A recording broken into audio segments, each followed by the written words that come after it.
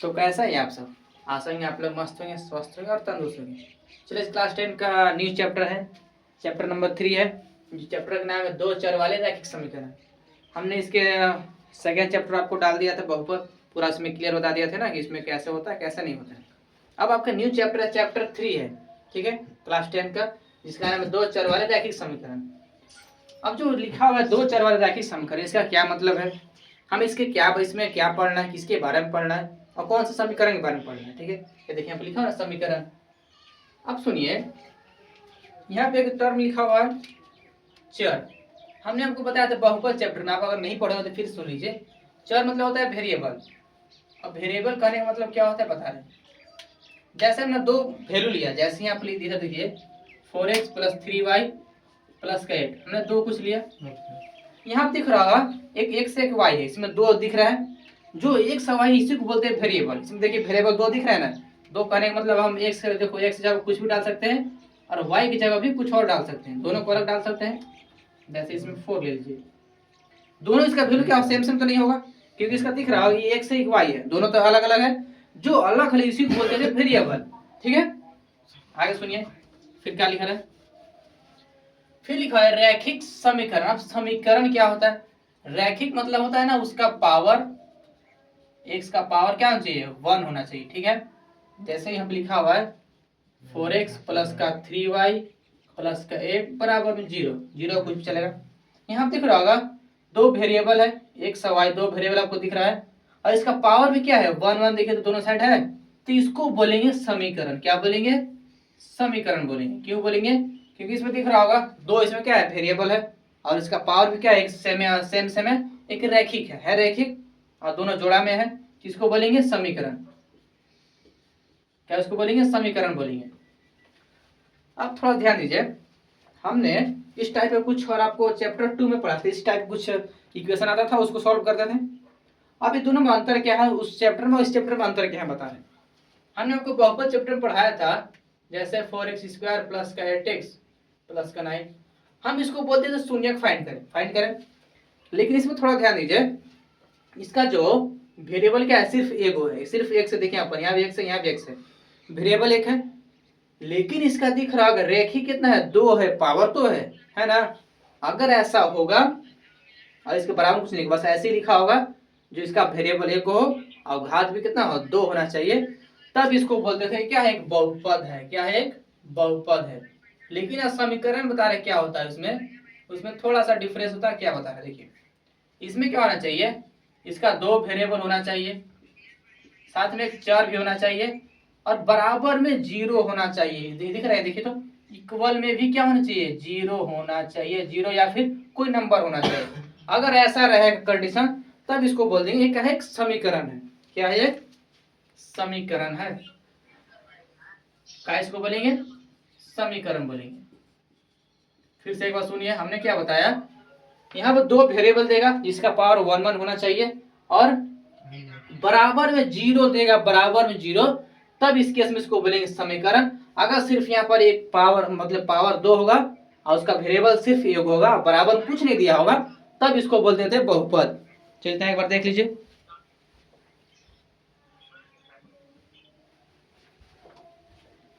अब पता चल गया कि बहुपद समीकरण में क्या डिफरेंस है। इसमें क्या डिफरेंस फिर सुन लीजिए एक बार। बहुपद में क्या होना चाहिए, उसका वेरिएबल एक होना चाहिए, पावर कितना चलेगा ना, ये पढ़ाए थे आपको द्विघात और त्रिघात, जैसे पढ़ाए थे आपको, घात के हिसाब से बताए थे, जिसका वेरिएबल एक होना चाहिए, ठीक है। अब बराबर में कुछ नहीं लिखा होगा, 0 या फिर कोई नंबर कुछ भी नहीं लिखा ना, तो उसको बोलेंगे बहुपद, जिसमें क्या करते हैं शून्य फाइंड करते थे। लेकिन समीकरण की बात करें, इसमें क्या दो वेरिएबल होना चाहिए जिसका पावर क्या हो 1 1 होना चाहिए और बराबर में कुछ लिखा होना चाहिए, उसे क्या बोल देंगे, समीकरण बोलेंगे। क्या बोलेंगे, समीकरण। देख लीजिए एक बार,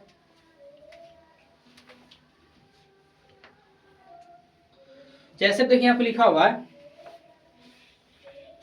2x - 4y + 7z बराबर 10। इसमें आपको दिख रहा होगा तीन वेरिएबल है, एक x है, एक y है, एक z है। इसमें तीन वेरिएबल आपको दिख रहा है, एक यहाँ पे x है, एक y है, एक z है, यानी कि तीन क्या है, चर वाले। क्या है इसमें, तीन चर है।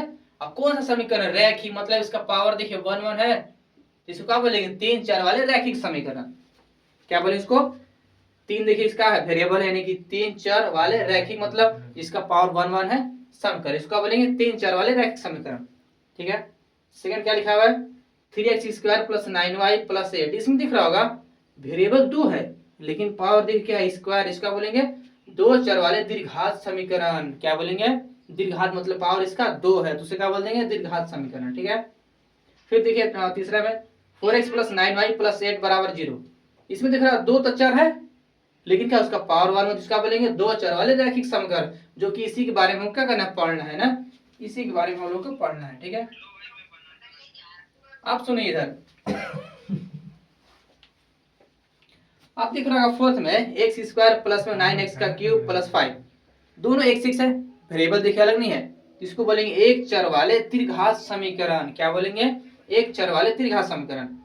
पांचवा में क्या है, 2x + 3, इसको बोलेंगे एक चर वाले रैखिक समीकरण। फिर लिखा है y = 4x + 9, इसमें दो वेरिएबल, एक y है, x है, 2 है, तो दो चर वाले रैखिक समीकरण। रैखिक क्यों, देखिए इसका पावर 1 1 है। ठीक है, पर इतना एक बार देख लीजिए। अब इसमें क्या कुछ आपने 9th क्लास का थोड़ा सा पीछे आएंगे, जितना हो इसलिए इतना बिठा दे रहे हैं। ठीक है। अब थोड़ा सा 9th क्लास में आएंगे। ठीक है। 9th क्लास में आपने एक चीज पढ़ा होगा ग्राफ के बारे में। अगर किसी समीकरण का, दो चर वाले रैखिक समीकरण का आपने ग्राफ बनाना सीखा होगा, अगर नहीं बनाना सीखा हो तो एक बार देख लीजिए फिर से। आपने को कुछ इस प्रकार क्वेश्चन दिया होता है, जैसे देखिए हमने एक क्वेश्चन लिया है, चलिए ले लेते हैं, कौन सा ना, 2x + का 8y बराबर में 16। ठीक है। हमने एक क्वेश्चन दिया। ठीक है। हम आपसे पूछे इसका ग्राफ बनाइए। आपने 9th क्लास में पढ़ा होगा इसका ग्राफ कैसे बनाते हैं। इसमें दिख रहा है ना, दो चर है, ठीक है, और बराबर में कुछ दिया है। अब सुनिए, समीकरण किस फॉर्म होना चाहिए, कौन सा है, a1x + का b2y + का c = 0। अगर इस फॉर्म में है तो इसको बोलेंगे समीकरण। क्या बोलेंगे, समीकरण। कौन समीकरण, दो चर वाले रैखिक समीकरण बोलेंगे। ठीक है। इस फॉर्म में होना चाहिए। जितने भी समीकरण आपको मिल जाएंगे, तब कैसे उसको पहचानिए कि दो चर वाले हैं, तो ऐसे होगा, तो उसको बोलेंगे दो चर वाले रैखिक समीकरण, जिसको हमें इसी के बारे में पूरा पढ़ना है। ठीक है। और इसी ग्राफ भी बनाते थे, याद होगा आपको। अब सुनिए, इसका मेन मुद्दा है ग्राफ कैसे बनाते हैं। तो आपने एक डिब्बा करके सीखा होगा, कैसे क्या करते थे, इसका x से y वैल्यू निकालते थे और ऐसे कुछ करके डिब्बा ऐसे करके बनाते थे, ऐसे करके इधर x लिखते थे, इधर y, या कुछ कुछ नंबर भरते थे। ऐसे कुछ सीखा होगा आपने, नहीं सीखा देखिए फिर से एक बार बता दें। चलिए क्या करें, पहले इसका ग्राफ बनाए। ठीक है, लिख दे रहे ग्राफ, ये निरूपण। चलिए देखिए, इसको पहले क्या करेंगे, इसको x = 0 करेंगे। क्यों 0 करेंगे, देखिए बता दें आपको, ग्राफ बनाने के लिए ना, ग्राफ बनाने के लिए या तो आप y के बराबर करके, y के बराबर उसको कुछ करके मान लीजिए, ठीक है, या फिर इसी इक्वेशन बस करना कुछ नहीं, आप x = 0 माने, सॉल्व कर दे इसको। ठीक है ना। कितने लोग y बराबर, इसको पूरा इक्वेशन y बराबर मानकर तब सॉल्व करते हैं, या फिर अगर वैसे नहीं तो डायरेक्ट आप x = 0 माने, हो जाएगा। हमने क्या x = 0 माना। अब आप सोचेंगे x = 0 क्यों माने, x = 2 क्यों नहीं, x = 1 क्यों नहीं, तो आप सबको मान सकते हैं। ठीक है। अगर आप x = 1 रखिएगा तो कुछ और आंसर आएगा, x = 2 रखिएगा तो आंसर कुछ और, लेकिन जो मेन आंसर वो हमेशा सेम ही आएगा। ठीक है ना। हम 0 इसलिए रखे, देखिए अगर 0 कर देंगे इधर वाला टर्म तो पूरा 0 हो जाएगा, सिर्फ बचेगा ही ना, तो सिंपल से y की वैल्यू निकाल सकते हैं ना, उतना कोई झंझट भी नहीं पड़ेगा, इसलिए x = 0 रखते हैं। ठीक है, क्या डायरेक्ट सॉल्व हो जाता है। चलिए देखिए, हम जब x = 0 रखें, क्या रखेंगे, 2 × 0 + का 8y = 16। ये टर्म 0 हो गया, क्या बचा, 8y = 16, तो y की वैल्यू क्या आ जाएगा, 16 ऊपर आ जाएगा, नीचे 8, तो y = 2 आया 2। अब जब देखिए x = 0 रखे, हमें मिला x = 0, y का 2 मिला। फिर से क्या करेंगे, आपके जो x रखता है y की वैल्यू रखेंगे 0। ठीक है, यहाँ से रखेंगे y = 0, देखिए 2x ऐसे रहेगा, प्लस का 8 × 0 रहेगा, बराबर में 16 रहेगा, तो 0 हो गया, यानी कि 2x = 16, यहाँ से x बराबर क्या आ जाएगा, 16/2, यानी कि 8 आया। देखिए हमें पॉइंट मिल गया। अब 9th क्लास से पढ़े बस ऐसे ही करते हैं ना, बस रिविजन करा दे रहे हैं। अब सुनिए क्या करेंगे, डिब्बा बनाएंगे। डिब्बा का कैसे कुछ बनाएंगे डिब्बा, ये जो डिब्बा दिख रहा है आपको, इसमें क्या करेंगे, एक साइड लिखेंगे x और नीचे लिखेंगे y, और बीच में ऐसे कुछ कर देंगे। अब आपको दिख रहा होगा यहाँ पर हमने x बराबर 0 रखा, तो पहले यहाँ x बराबर 0 भरेंगे, तो y कितना है देखिए, तो y 2 है, देखिए y यहाँ पर है तो 2 यहाँ भर देंगे, ठीक है। फिर सुनिए हमने x बराबर 0 पॉइंट रखा था, यहाँ 0 भरे, और y वैल्यू कितना है 2, तो यहाँ 2 भरेंगे। और फिर इस पर आइए, हमने y बराबर 0 रखा, देखिए y नीचे यानी यहाँ 0 भरेंगे, तो x कितना है 8 आया, बताइए इतना कर लीजिएगा। इसको ऐसे भी लिखते हैं ना 0,2 भी लिखते हैं, और इसको लिखते हैं 8,0। जो इस साइड दिख रहा है इसको बोलते हैं x वाला पार्ट, इसको बोलते हैं y वाला पार्ट, ठीक है। अब क्या करेंगे, ग्राफ बनाएंगे।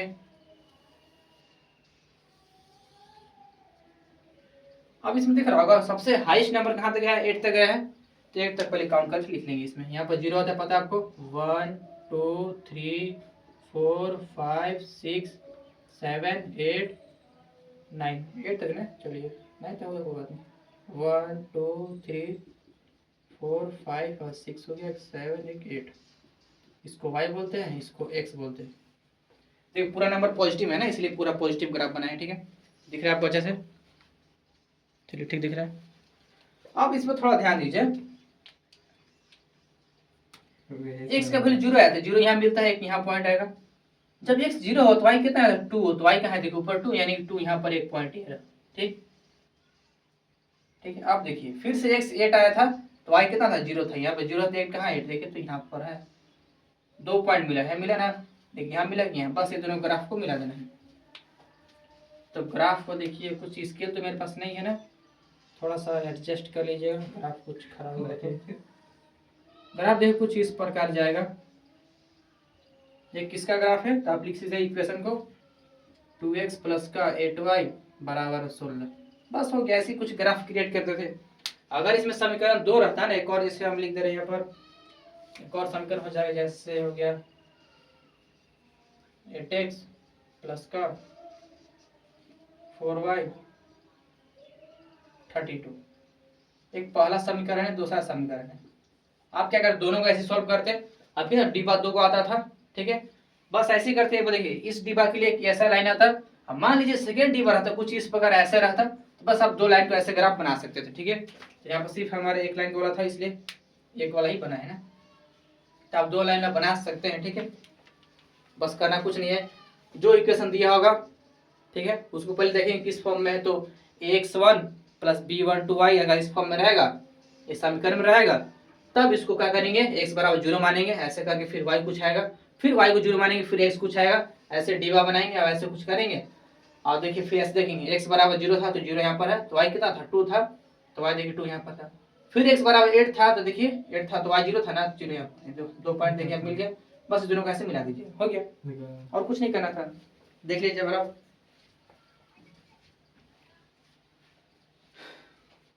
चलिए अब सेकेंड, अब थोड़ा सा आते हैं, ये तो सिंगल लाइन के लिए था ना, अब थोड़ा सा आएंगे 2 लाइन के लिए, मतलब 2 समीकरण अगर हो जाएगा उसको क्या करेंगे। अब देखिए 2 समीकरण का हम ग्राफ आपको बना के नहीं दिखाएंगे, आप पढ़े होंगे, ठीक है, 9th क्लास में। अब सीधा उसके बारे में बता रहे हैं, अगर ग्राफ कैसे होगा, तिरछा हो या फिर सीधा हो, क्या उसको पढ़ेंगे बस। देखिए आपका जो टॉपिक है हमारा वो क्या है,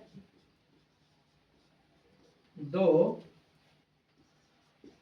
चर वाले रैखिक समीकरण का सामान्य रूप। अब सुनिए इधर, हमें क्या किया, 2 समीकरण दिया हुआ है, क्या लिखा, 2 चर वाले रैखिक समीकरण का समान रूप है, ठीक है। हमने क्या किया था, आपको 2 इक्वेशन दिया, जैसे आप इक्वेशन मान लीजिए, 2 इक्वेशन है, पहला आपका a1x प्लस का b1y प्लस का c बराबर 0, इक्वेशन नंबर फर्स्ट है। फिर सेकेंड a2x प्लस का b2y प्लस का c बराबर 0, इक्वेशन नंबर 2 है। हमने दो आपको समीकरण दिया, अब आप क्या किए, इसमें हम बोले कि आप ग्राफ बनाइए। आपने ग्राफ बना लीजिए, ठीक है, मान लिया आप ग्राफ बना लिए। अगर आप ग्राफ जब बना लिए तब ग्राफ इस कुछ इस प्रकार आ गया, ऐसे कुछ इस प्रकार ग्राफ आ जाएगा, तो फिर क्या उसको बोलेंगे, या फिर आपका ग्राफ आ जाएगा एक सीधे पैरेलल लाइन आ जाएगा ऐसे, इसमें एक लाइन है और इसमें जिसका जो सेकेंड लाइन था, जो सेकेंड समीकरण था वो भी इसी पर है, ठीक है, उसी पर बैठा हुआ है। फिर तीसरा में क्या हो जाएगा, अगर दोनों पैरेलल हो जाएंगे तब देखिए, एक बस सीधा चल गया, एक जो उसके जस्ट नीचे है, ये ऐसा हो गया। दो समीकरण का ग्राफ कुछ इस प्रकार हो गया। तीन ही केस हो सकते हैं, ठीक है, या तो ग्राफ ऐसे इंटरसेक्ट कर देगा, या फिर एक ही लाइन पर दोनों दोहरा जाएंगे, या फिर दोनों पैरेलल चल जाएंगे। दो एक केस, तीन ही केस बनता है अगर दो इक्वेशन दिया उसका ग्राफ बनाने का, ठीक है। अगर ग्राफ कुछ इस प्रकार होगा, क्या, और प्रतिच्छेद कर रहा है, एक दूसरे से काट रहा है ना, तो इसको बोलेंगे प्रतिच्छेदी रेखा। क्या बोलेंगे, प्रतिच्छेदी रेखा। ये तो पहला हो गया। सेकेंड, प्रतिच्छेदी रेखा बोलेंगे, सर क्या नाम है, प्रतिच्छेदी रेखा, जिसको इंग्लिश में बोलते हैं इंटरसेक्शन लाइन। अगर दोनों एक ही लाइन पर क्या हो, जो दोनों एक ही लाइन पर लेप हो जाए, चिपक जाए, तो उसको बोलेंगे समपाती रेखा। क्या बोलेंगे, लिख दे रहे हैं, समपाती रेखा, ठीक है। अगर दोनों पैरेलल हो, इसको बोलेंगे समानांतर, समानांतर रेखा। हमने क्या बताया, अगर आपने उसको दो इक्वेशन दिया था, इक्वेशन में आपने इसका ग्राफ बनाया, कुछ ग्राफ होगा इस पर कराया जाएगा, ऐसे इसे इंटरसेक्ट करेगा, तो इसको नाम आप पूछ देगा, आपसे क्वेश्चन पूछेगा ना कि ऐसे ग्राफ करेगा, इंटरसेक्ट किया, तो इसको हम क्या बोलते हैं, आप बोलेंगे प्रतिच्छेदी रेखा। क्या इसको बोलते हैं, प्रतिच्छेदी रेखा। क्या करा, दोनों इंटरसेक्ट करना है, आपस में कट रहा है। अगर ग्राफ आपका सीधे पैरेलल हो जाएगा दोनों का ग्राफ, इसको बोलेंगे समपाती रेखा। अगर ग्राफ दोनों एक दूसरे के ऊपर होगा तो इसको बोलेंगे समांतर रेखा, ठीक। सेकेंड, इसमें क्वेश्चन पूछ देगा आपसे, पूछ देगा बिना ग्राफ बनाए, ठीक है। जब आपने इसका बिना ग्राफ बनाए, इसका अगर क्वेश्चन पूछ देगा कि बताइए क्या ये प्रतिच्छेदी रेखा है, या फिर समपाती, या फिर समांतर है, तो आप एक कंडीशन याद रखिएगा। अगर क्या हो जाएगा, तीसरा नंबर याद रखिए, अगर a1 बटा a2 दोनों इक्वल नहीं हो, b1 बटा b2, हमने क्या कि इसका a1 यहाँ से a पॉइंट, यहाँ से b, दोनों को वैसे किया। अगर ये दोनों बराबर नहीं होंगे ना, तब आप याद रखिएगा जो हमारा समीकरण है वो क्या है, प्रतिच्छेदी रेखा है। क्या है, प्रतिच्छेदी रेखा। अगर इस कंडीशन को सेटिस्फाई नहीं करेगा, अगर दोनों बराबर नहीं होगा, तब क्या हो जाएगा, वो प्रतिच्छेदी रेखा होगा। हमें दो क्वेश्चन दे दिया होगा, ऐसे दिया होगा क्वेश्चन, हमसे पूछेगा ऑप्शन पूछेगा, क्या यह प्रतिच्छेदी रेखा है, या फिर संपाती है, या फिर संरेखी है, ठीक है। हम क्या करें, इसका a1 पॉइंट और a2 दोनों को ऐसे करेंगे, फिर b1 b2, अगर दोनों बराबर नहीं आएगा ना, तब बोलेंगे हाँ क्या है, प्रतिच्छेदी रेखा है, ठीक। अरे दोनों केस में दोनों बराबर आता है, ठीक है। a1 a2 बराबर b1 b2, इसमें वैसे होता है ना, a1 बाई a2 बराबर में b1 b2, a1 a2 बराबर में b1 b2। अब इसमें थोड़ा ध्यान दीजिए, सेकेंड क्या हो जाएगा, सेकेंड केस क्या बनेगा आपका कि ये दोनों बराबर हो गया। जब दोनों बराबर कैसे पता चलेगा, नहीं पता चलेगा, तो फिर से हम लोग C1 को भी निकालेंगे। इसको थोड़ा सा एक मिस्टेक हुआ है, यहाँ होना चाहिए C1 और C2 होना चाहिए। फिर तीसरा केस निकालेंगे, इसका क्या, C1 और C2। अगर कभी ये तीनों बराबर हो जाएगा, क्या हो जाएगा, ये तीनों बराबर हो जाएगा, तो उस केस में क्या कहेंगे, जो इसका रेखा, जो ग्राफ इसका क्या बना है, संपाती रेखा बना है। बिना ग्राफ बताए हम लोग क्वेश्चन को सॉल्व कर सकते हैं कुछ इस प्रकार, इस फॉर्मूला की सहायता से। अगर आपको मान लीजिए ग्राफ नहीं बनाने आता होगा, आपसे क्वेश्चन दे दिया, आपसे पूछ रहा है कि जो मेरा ये जो क्वेश्चन है क्या है, प्रतिच्छेदी रेखा है, इसकी संपाती है कि समांतर, क्या करेगा, अब इसमें दोनों इसका वैल्यू दिख रहा है, a1 a2 और b1 b2 c1 c2 दोनों को निकालिएगा। अगर ये दो तीनों बराबर हो जाएगी ना, तब इस केस में बोलेंगे क्या है, जो रेखा है क्या है, समपाती रेखा है। ठीक है, क्या इसको बोलेंगे, समपाती रेखा है।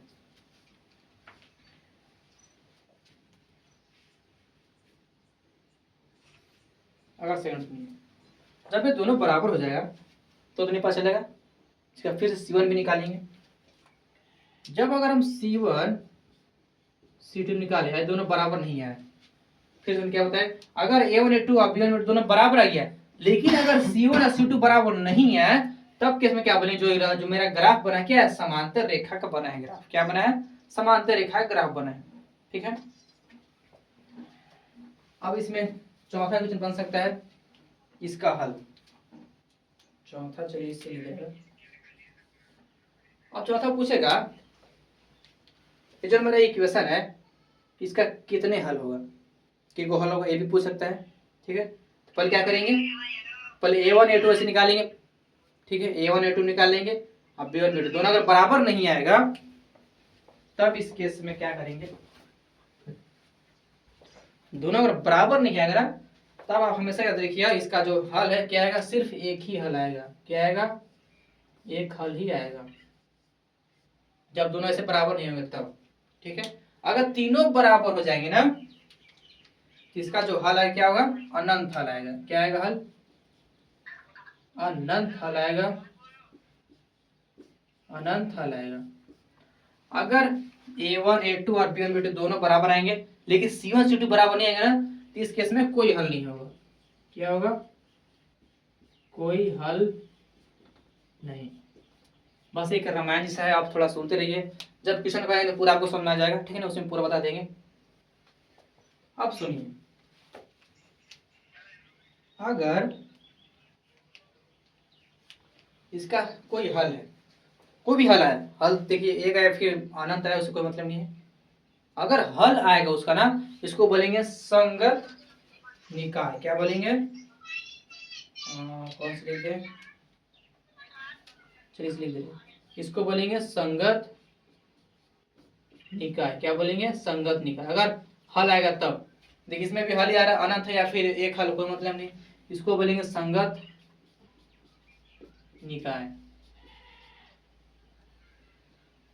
निकाय, ठीक है, लेकिन इसमें देखिए कोई हल नहीं है, तो इसका बोलेंगे असंगत, असंगत निकाय। चलिए इतना एक बार देखिए जरा मैं,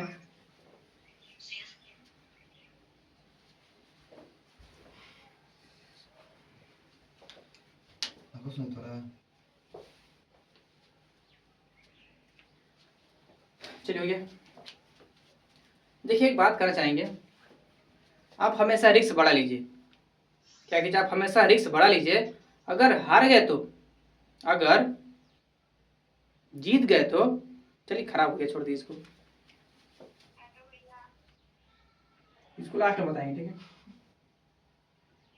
चलिए थोड़ा सा एक क्वेश्चन कर लेते हैं। ठीक है, इसे मिटा दें या फिर छोड़ दीजिए, एक बार देख लीजिए।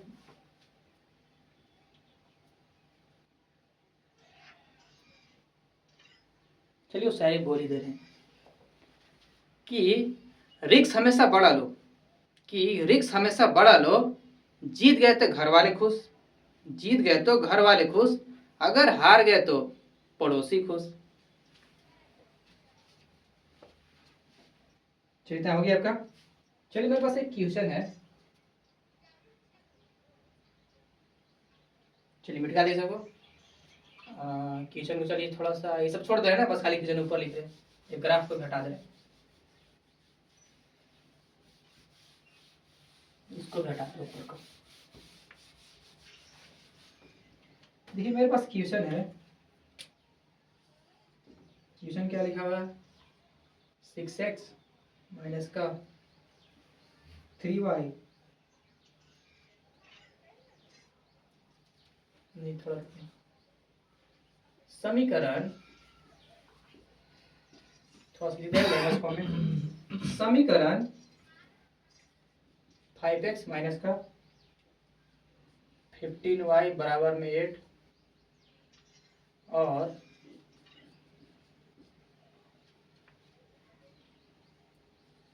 3x माइनस का 9y बराबर में 24/5 के युग्म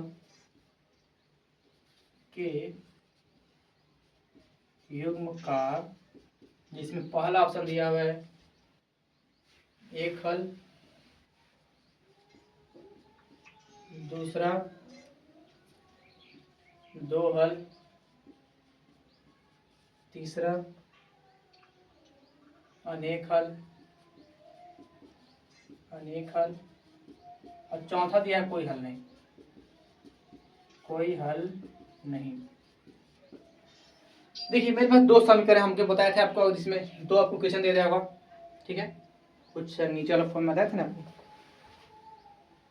चलिए क्वेश्चन देख रहे हैं अच्छा से, इधर देखिए हमें पहला समीकरण दिया 5x माइनस का 15y बराबर में 8 और दूसरा दिया हुआ 3x माइनस का 9y बराबर 24/5 दिया। हमसे क्वेश्चन क्या पूछ रहा है, इसका क्या एक हल होगा या फिर दो या फिर अनेक या फिर कोई हल नहीं। हम क्या बताएं, देखिए यहाँ पर अगर एक हल के चाहिए तो इसका a1 a2 और डज नॉट b1 b2 क्या होना चाहिए, ऐसा होना चाहिए। अनंत हल क्या होती है, तीनों बराबर होना चाहिए। अब कोई हल की केस क्या होता है, a1 a2 बराबर b1 b2 does not equal to c1 c2। ये इसका फॉर्मूला के हिसाब से क्या है, इसका हल है। तो इसको उस फॉर्म में लाएंगे। देखिए समीकरण थोड़ा सा ध्यान दिए तो समीकरण इस फॉर्म में तो नहीं है, a1x प्लस का b1y प्लस का c बराबर 0, इस फॉर्म में तो नहीं दिख रहा है। क्या दिख रहा है, नहीं दिख रहा है ना। अगर 8 को इसको अंदर ले जाएंगे तब 0 हो जाएगा ना, यानी कि देखिए तो 5x माइनस का 15y माइनस 8 बराबर 0। देखिए इस फॉर्म में बन गया, इसको फर्स्ट मानेंगे, फिर इसी बनेंगे इसको भी 3x माइनस का 9y माइनस का 24/5 बराबर 0, इसको मानेंगे सेकेंड। अब इसको सॉल्व करेंगे। इसमें आपको दिख रहा होगा a1 का वैल्यू कितना है, यहाँ देखिए a1 यहाँ से आएगा 5 और b1 कितना आएगा, देखिए माइनस का 15। आप थोड़ा सा जो साइन है वो साइन को भी लेना है, ठीक है। और इसमें पूछेंगे c1 तो कितना है, माइनस का 8 है। इसमें पूछेंगे a2 कितना है तो 3 है, देखिए 3 लिखा हुआ ना। और पूछेंगे b1 कितना है तो माइनस का 9 है। और c1 पूछेंगे, c2 पूछेंगे तो c2 कितना है,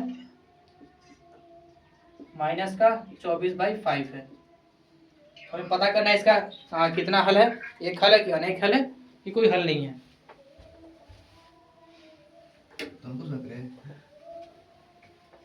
चलिए क्या करेंगे, पहले a1 और a2 करेंगे ऐसे, तो 5 और 3 आ रहा है। ऐसे अगर b1 b2 निकालेंगे कितना होगा, माइनस का 15 माइनस का 9, माइनस माइनस कट गया। देखिए अगर कट रहा है पूरा सिंप्लीफाई हो तो उसको करेंगे, ठीक ना, ऐसे नहीं छोड़ देंगे। दिख रहा है इसको अगर 3 से काट देंगे इसको क्या से 5 से तो कर सकते, यानी कि दिख रहा होगा आपको 5/3 आएगा। भी देखिए हमें कुछ इस फॉर्म में दिया था, अगर ये सिंप्लीफाई हो सकता है इसको करेंगे सिंपल है, ठीक ना, ऐसे नहीं छोड़ देंगे, वरना ऐसे डायरेक्ट नहीं बोलते हाँ देखिए दोनों बराबर नहीं आया है, ठीक है। इसको सिंप्लीफाई करके देखेंगे और फिर इसको निकालेंगे ऐसे c1 और c2 माइनस का 8 और नीचे आएगा 24/5।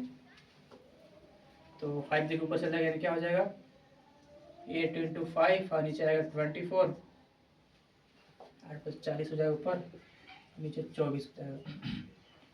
तो इसको काटिएगा तो 12 24, इसको 20 से और इसको 12 से, इसको 10 से, इसको 6 से, इसको 5 से, तो इसको 3 से। चलिए देखिए यानी कि 5/3 ही आएगा। अब थोड़ा ध्यान दीजिए, ये जो क्वेश्चन थोड़ा सा कॉम्प्लिकेटेड था, इसको अगर पूरा सॉल्व कीजिएगा, पूरा काटिएगा, देखिए 5/3 ही आएगा। देखिए देखने से लग रहा था ना ये तीनों बराबर नहीं है, सिर्फ ये है इतना है, ये भी कुछ और था, ये भी कुछ और था, लेकिन जब इसको सॉल्व किया ना देखिए सब बराबर ही आ गया। जब तीनों बराबर आ गए इसको क्या बोलेंगे, देखिए तो जब तीनों बराबर आता है क्या बोलते थे, अनंत हल है। तो ऑप्शन कौन सा होगा, देखिए तो अनंत मतलब अनेक, ऑप्शन 3। बस हो गया, ऐसे करना आपको। देखिए क्वेश्चन हिसाब से आपको लग रहा था ना कि तो बराबर नहीं है, लेकिन जब इसको सॉल्व किया ना देखिए इस फॉर्म में दोनों तीनों बराबर आ गया, ठीक है। यानी कि आपको क्वेश्चन थोड़ा सा गुमराह करेगा, लेकिन आपको थोड़ा सा सतर्क रह के उसको सॉल्व करना है अच्छे तरीक़ा से। दिख रहा है अच्छा सबको? चलिए ठीक दिख रहा है। अब देखिए इसमें पूछ देंगे आपसे, जब ये तीनों बराबर है क्या संगत निकाय है या फिर असंगत निकाय है? तो आप क्या बोलेगा? संगत निकाय। क्यों बताया? क्या देखिए इसमें क्या, इसका क्या है, कोई हल आया है, एक या फिर अनेक कोई हल आया है ना, जिसको आप बोलेंगे संगत निकाय भी बोल सकते हैं। ठीक है, इसमें पूछेंगे बताइए कौन सा रेखा है, प्रतिच्छेदी रेखा है, संपाती है या फिर समांतर है? तो आप क्या बोलेगा? संपाती रेखा। इसमें देखिए कौन सा क्वेश्चन बनेगा, सेकंड में पूछ सकता है इसमें, आप बताइए संगत है या असंगत? तो आप क्या बताए? संगत। फिर तीसरा पूछता प्रतिच्छेदी रेखा है, प्रतिच्छेदी है या फिर संपाती या समांतर? तब क्या बताते हैं? संपाती। बस ऐसे ही क्वेश्चन बनता है, इससे और कुछ नहीं बनता ऑब्जेक्टिव के अलावा। चलिए इधर देख लीजिए एक बार।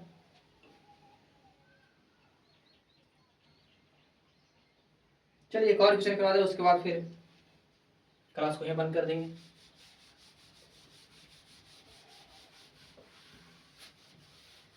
देखिए अगर आपको इस पूरे केस को पूरा जितना दिख रहा है, सब केस, ये सब आपको याद रहेगा ना, आपसे पूरा क्वेश्चन बन जाएगा। ठीक है, बस खाली करना क्या है, आपको सबको याद कर लेना है। ठीक है, चलिए एक और क्वेश्चन देखिए। क्वेश्चन में क्या हो रहा है, 6x माइनस का 3y प्लस का 10 बराबर 0, 2x माइनस का y प्लस का 9 बराबर 0। देखिए ये तो फॉर्म में आ चुका है, ax1 plus b1y plus c बराबर 0।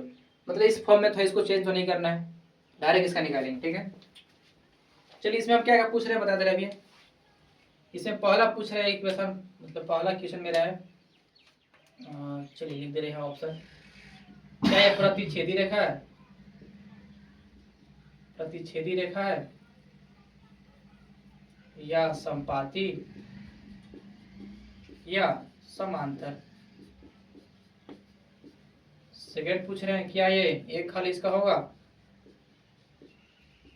या फिर अनेक या फिर कोई हल नहीं, कोई हल नहीं। ठीक है, फिर तीसरा पूछ रहे हैं क्या यह संगत है या असंगत?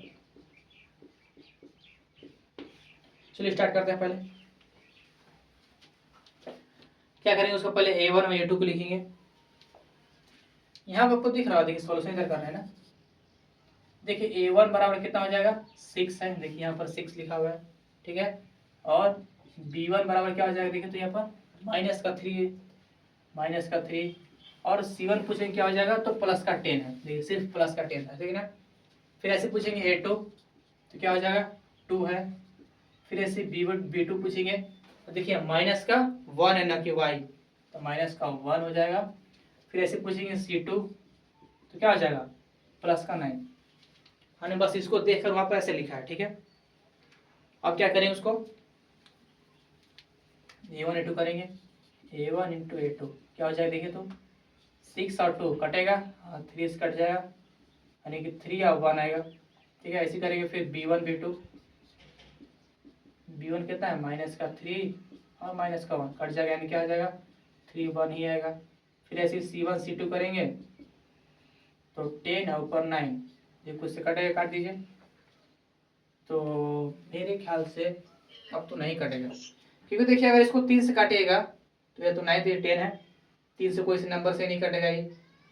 ठीक है, यानी कि सिर्फ ये तो रुक जाएगा। यहाँ पे आपको दिख रहा हो क्या इसका कंडीशन बना, जो a1 a2 बराबर है b1 b2 के, लेकिन c1 और c2 क्या है, बराबर नहीं है। तो कुछ इस प्रकार का केस बना है हमारे पास।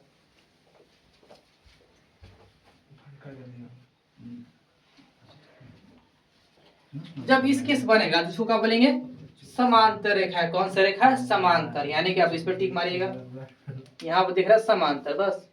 फिर सेकंड में जब ये समांतर, इसका कोई हल होगा नहीं, तो इसको भी टिक मारिए, कोई हल नहीं, इसको भी।